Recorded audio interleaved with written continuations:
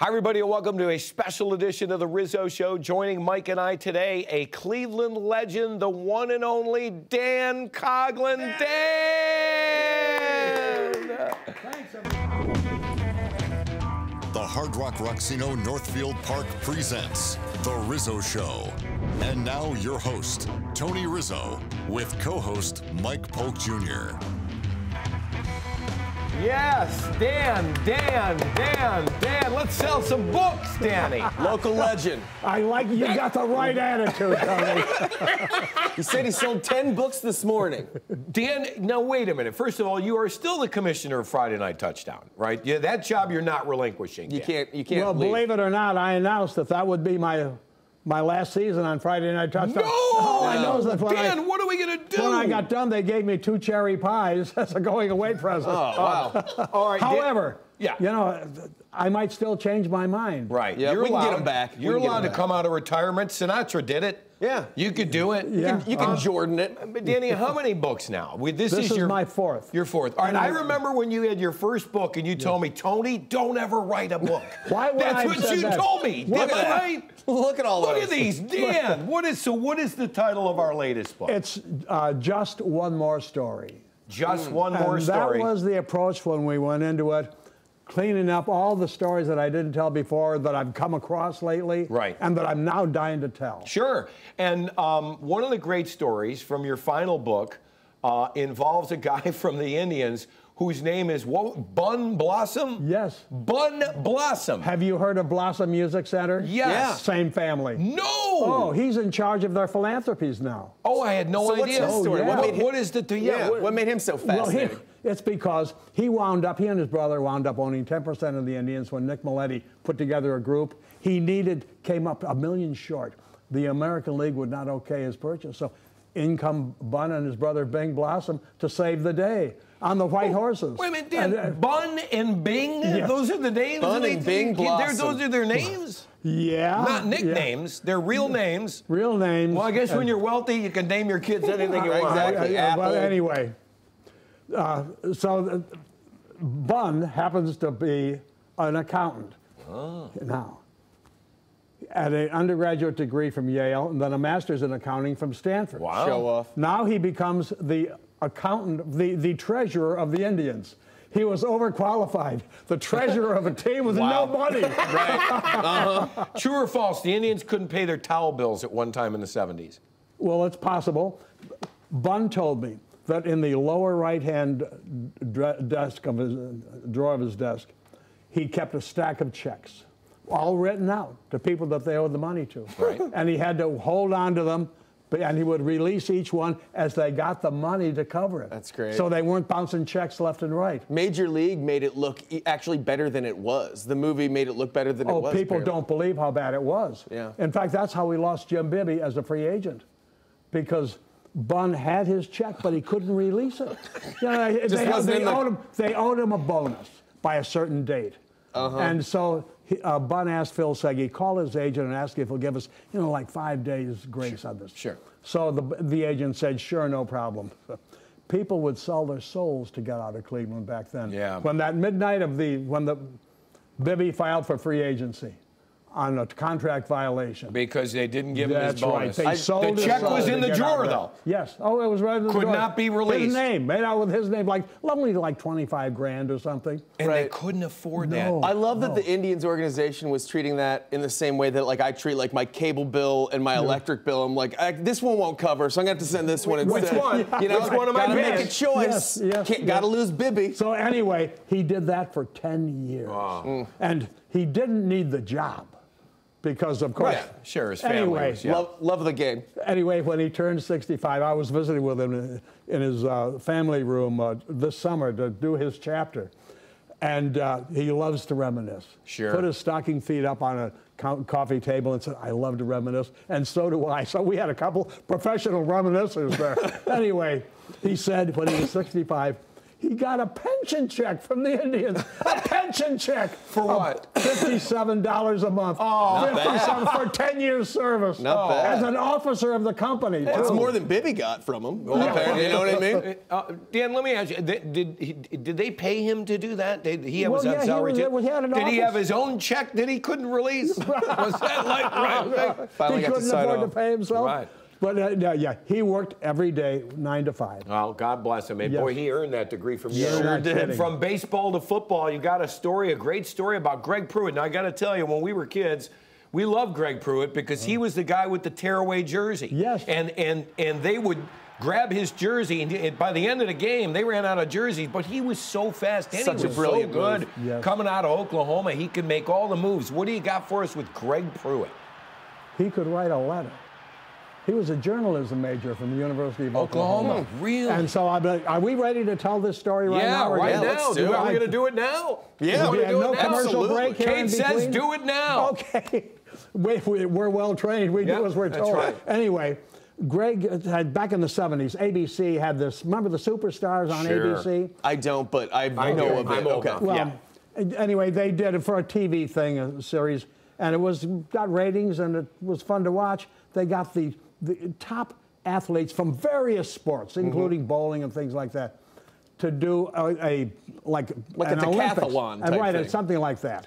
10 events, and Greg Pruitt watched this thing on television, and he said, you know, I could win most of these things. Sure. So he asked his agent to find out, how do you get on here? Yeah. Well, all those guys were selected because they were big names. Right. And so his agent got a hold of somebody at ABC, and some producer said, an uncaring producer said, write a letter. So, okay, he writes a letter. A beautiful letter telling why he should be on the Superstars. So what the hell? They put him on. Yeah. And he wins 57 grand. He won it all. He was the big winner. Was he playing at the time? Was he in the NFL? Oh, yes. Wow. He made 57 grand, more than he was making for the Browns. Dan, I was at going that to time. say that was a lot of money. It Yeah. was back then, back in the late 70s. So what do you have to do? You had to run and jump and Skeet, shoot on Agility and, pole. swimming and every, you name it. Right. Yes.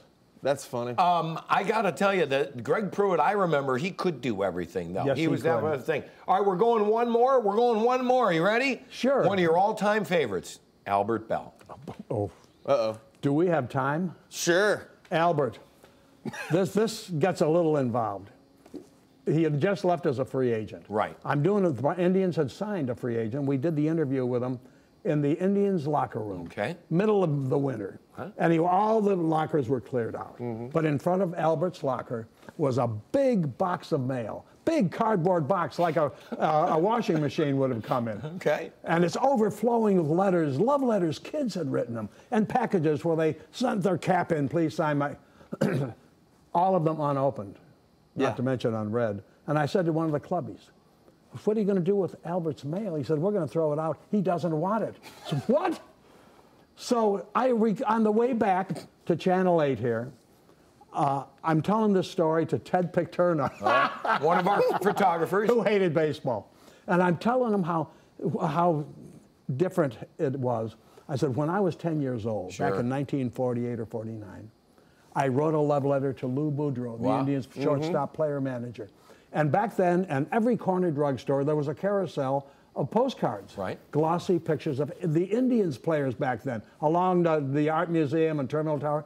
So I bought a Lou Boudreau postcard, and I included it in a love letter to him. Would you please sign it and mail it back to me? Sure. So he did. Now, I didn't even think... He did. He did. 3 weeks later, he's the player manager. Right. It comes back. He filled out the postcard himself. Had to go back to my letter to get the return address.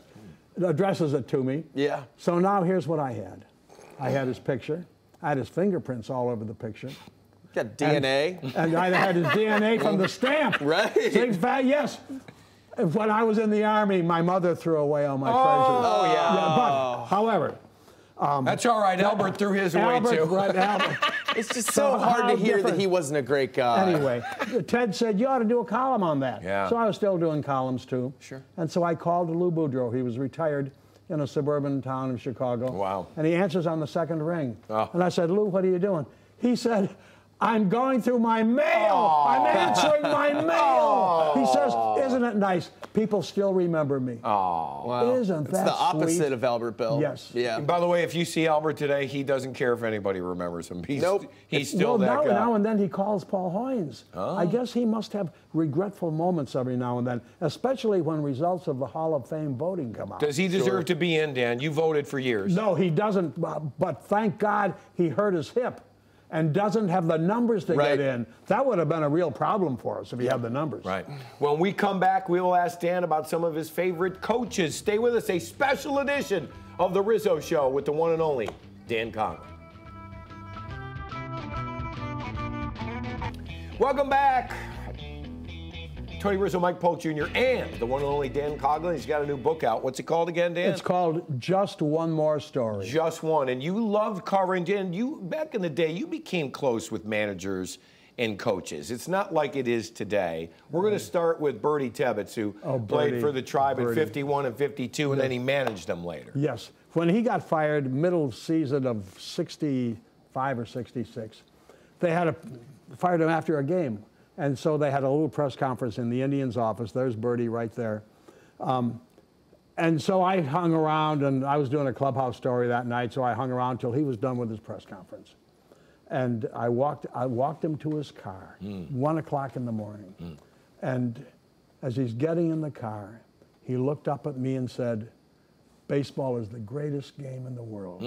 Don't ever do anything to hurt it. Oh, wow. What a poignant After he just moment. got fired. He had just gotten fired. That is not what I say after I get fired from somewhere. But he was ready to get fired. He had had a heart attack, and he was popping glycerin tablets after games. That's not healthy. Yes. That stinks. Probably better for his health. Now, what about, go ahead. And he lost his temper now and then out on the field. One time, he ran out to second base and dragged Pedro Gonzalez off the field.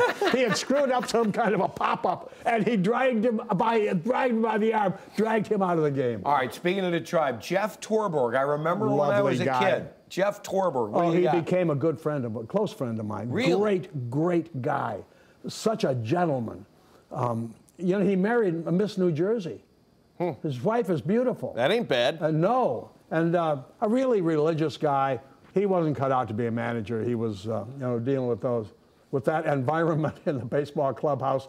But after games, on the road, 4 of us would get together in a hotel coffee shop late at night. Joe Tate would eat sundaes.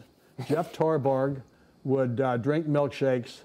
Dwayne Kuiper would drink coffee.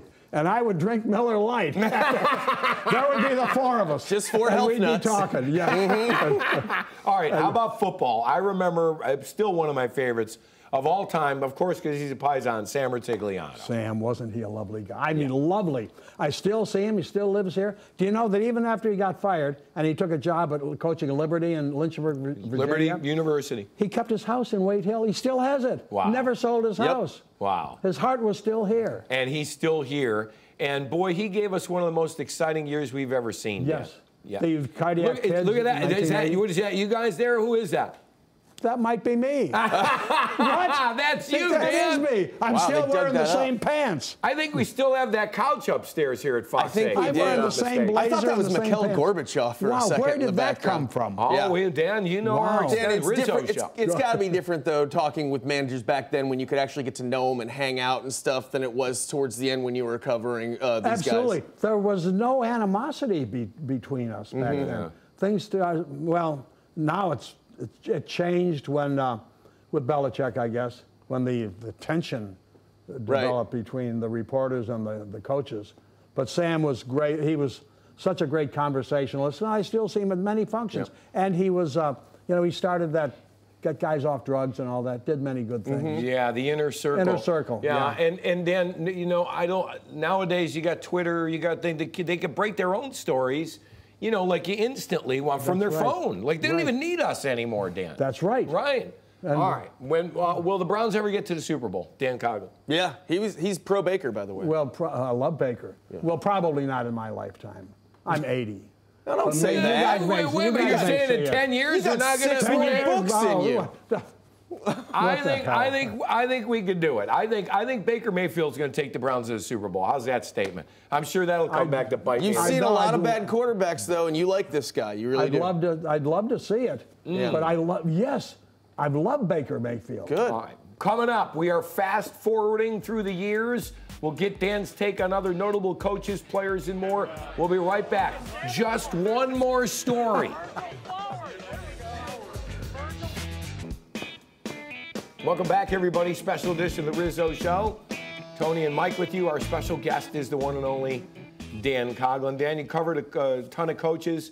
Couple of guys. First up, Indians manager Tito Francona, right? You knew his father. Guy. Yeah, his father was a great guy, too. His father should have won the 1959 batting championship. He came up short with a few at-bats.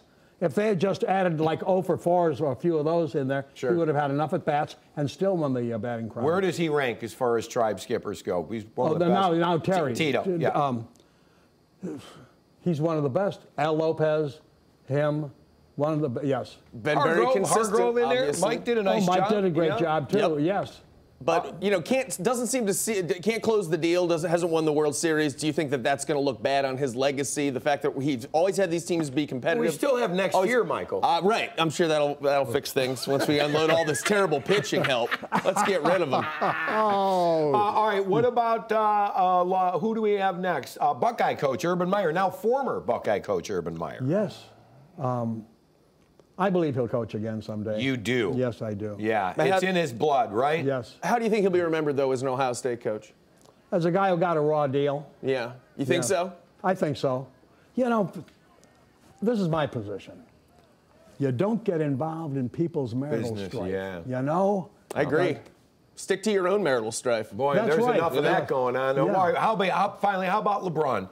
We knew LeBron, Dan. You and I covered LeBron when he was 15 years old. Do you remember when you brought back the thing? Tell the story. Yes, you went to see Maverick Carter. Tell the story. I tell this story a lot. I've written it at least twice in my book. Well, we're going to write it again. Anyway, the first time he's a freshman at St. Vincent St. Mary, and they have now qualified for the Final Four. This was big back then for them. Now it's automatic. But so I go down there to do a little story on St. Vincent St. Mary leaves for the Final Four.